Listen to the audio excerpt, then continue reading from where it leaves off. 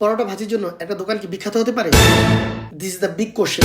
তো আজকের এই কোশ্চেনের উত্তর আপনাদের দিব, এবং প্রতিটা জনপদেই এমন একটা দোকান বা দুইটা দোকান থাকে যে দোকানের পরোটা এবং ভাজি বিখ্যাত হয়ে থাকে। বন্দরের যে দোকানটি পরোটা এবং ভাজির জন্য বিখ্যাত, সেই দোকানটি আজকে আপনাদের দেখাতে চলছি। বিশ্বাস করেন, এই দোকানে শুধু পরোটা এবং ভাজি খাওয়ার জন্য সবাই যায়, আর এই দোকানে পরোটা এবং ভাজির সাথে জড়িয়ে আছে অনেকেরই স্মৃতি।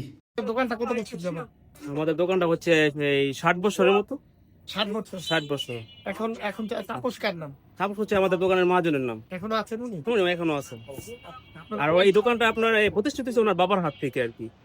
আর এখানে আমাদের যদি বিখ্যাত বলতে চান তাহলে আমাদের এখানে পরোটা ভাজি আছে বিখ্যাত, পাশাপাশি দই আছে, মিষ্টি আছে, আপনি ট্রাই করতে পারেন। এখানে মানে সবচেয়ে বেশি বিখ্যাত হচ্ছে আপনার পরোটা ভাজি। ঠিক আছে, আসবেন, সবাই আসবেন, দাওয়াত রইল।